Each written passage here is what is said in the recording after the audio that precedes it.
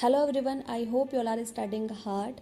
Welcome to the question bank series. और आज का क्वेश्चन जो है, जैसे आप लोग सब देख पा रहे होंगे, ये यूजीसी नेट में पूछा गया क्वेश्चन है। अभी जो फरवरी में एग्ज़ाम हुआ था, ये उसी का क्वेश्चन है। बेसिकली ये क्वेश्चन बैंक सीरीज जो है वो हमारी दोबारा से शुरू होने जा रही है, जिस पर मैं यूजीसी नेट के ही 2021, 2022 और 2023 जो कि अभी फरवरी में एग्जामिनेशन हुए थे, उससे रिलेटेड सारे क्वेश्चंस मैं आपको करवाऊंगी।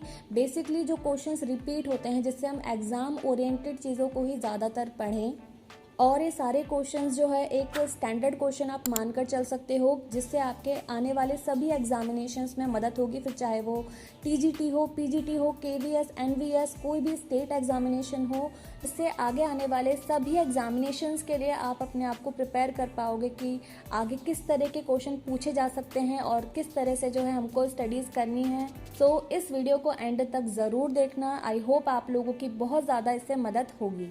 सवाल है, दीप्ता तथा आयता क्या है? तो ये श्रुति का नाम है, श्रुति जाति का नाम है, अलंकार है या गमक का प्रकार है? तो इसका सही आंसर जो होगा वो है श्रुति नाम, क्योंकि ये श्रुति नाम ही है। और अब बढ़ते हैं हमारे दूसरे क्वेश्चन की तरफ। ये भी एग्जैक्टली उसी शिफ्ट में पूछा गया क्वेश्चन है। देख रहे हो श्रुति से कितने क्वेश्चन बने हैं? 2 क्वेश्चन बन चुके हैं एक ही शिफ्ट में। पूछा है कि संदीपनी किससे संबंधित है? तो ये स्वरों से संबंधित है, श्रुतियों से संबंधित है, रागों से संबंधित है या वर्णों से? तो भाई बिल्कुल ये श्रुतियों से संबंधित है, क्योंकि ये श्रुतियों की जातियों में आती हैं। और ये हमारा अगला सवाल है, जो कि नवंबर 2021 में पूछा गया था। सवाल है कि रक्तिका, रौद्री, क्रोधी, वज्रिका इनके नाम है। तो भाई किन के नाम है? जाति के नाम है, रागालाप है, श्रुति है या वर्ण है? तो भाई बिल्कुल ये जो है श्रुतियों के नाम है। आप देख पा रहे होंगे करेक्ट आंसर पर जो है येलो येलो भी हो रखा है। तो इतना तो समझ चुके हैं कि 2023 ले लो या 2021, श्रुतियों से संबंधित क्वेश्चन पूछे जा चुके हैं और आगे भी पूछे जाएंगे। तो आगे और क्या क्या पूछा जा सकता है? श्रुतियों के नाम, जैसा कि अभी 2021 का हमने देखा है कि इन्होंने नाम पूछ रखे हैं, तो श्रुतियों के नाम आपको पता होने चाहिए। 22 श्रुतियां होती हैं, तो इन 22 श्रुतियों के नाम आपको एकदम याद होने चाहिए। और अगर इसको सीक्वेंस में याद करोगे तो बहुत अच्छा हो जाएगा, क्योंकि सीक्वेंस में याद करने के बहुत ज़्यादा बेनिफिट्स होते हैं। कैसे? क्योंकि जैसे अगर 4-5 श्रुतियों के नाम आपको जो है लाइन वाइज लगा के दे दे और कहें भाई कि इसको सीक्वेंस पर लगा के दो, तो कैसे लगाओगे? इसलिए श्रुतियों का नाम जो है, नाम तो याद करो ही, लेकिन साथ के साथ सीक्वेंस में याद करो, जिससे बहुत बड़ा बेनिफिट होगा। और एक बेनिफिट इसका एक ये भी है, क्योंकि हमारे जो स्वर श्रुति विभाजन, क्योंकि इससे भी क्वेश्चन बन सकता है और पहले भी बना है कि ये बताओ कि भाई षड्ज की जो है कितनी श्रुतियां हैं, मध्यम की कितनी श्रुतियां हैं। तो मैंने आपको पहले भी कई बार बताया हुआ है कि सा मा पा की 4 श्रुतियां हैं, गा नी की 2 श्रुतियां हैं और रे ध की 3 श्रुतियां हैं। गिन लो, पूरी की पूरी 22 श्रुतियां कंप्लीट हो जाती हैं। तो अगर वो पूछें तीव्रा, दयावती, रौद्री और वज्रिका, इन चारों में से षड्ज की श्रुति बताओ, तो आपको पता होना चाहिए कि षड्ज की जो श्रुति है वो तीव्रा है। तो ये कैसे समझोगे? सीक्वेंस से याद होगा तभी तो समझोगे। अगर मैं कहूंगी कि भाई वज्रिका, क्षिति, मंदती और उग्रा, इनमें से पंचम की श्रुति बताओ, तो पंचम की श्रुति अगर सीक्वेंस में याद करोगे तभी तो पता रहेगा ना कि क्षिति है, इसलिए। लेकिन अगर कोई भी कंफ्यूजन हो तो मैं इसको बहुत क्लियर, बहुत अच्छी तरीके से समझा दूंगी, जिससे कि आपको याद हो जाएगा, सीक्वेंस में भी याद हो जाएगा, और जो है इसका डिस्ट्रीब्यूशन जो भी है, जो स्वरों में जो श्रुतियों का विभाजन है वो भी याद हो जाएगा।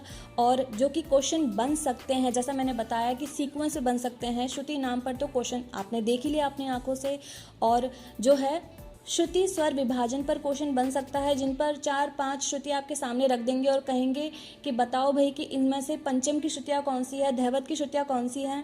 या फिर ये भी पूछ लेंगे कि बताओ कि निषाद की श्रुतियाँ कितनी हैं, तो ये पता होना चाहिए कि 2 श्रुतियाँ हैं।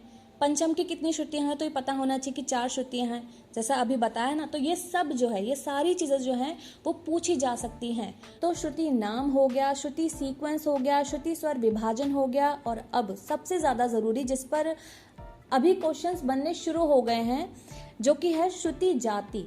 तो श्रुतियों की जाति पर भी क्वेश्चन आजकल बन रहे हैं। सबसे पहले तो आपको नाम पता होने चाहिए कि श्रुतियों की 5 जातियां हैं, करुणा, दीप्ता, मृदु, आयता और मध्या।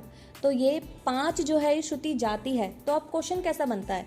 क्वेश्चन बनता है कि करुणा में कितनी श्रुतियां आती हैं?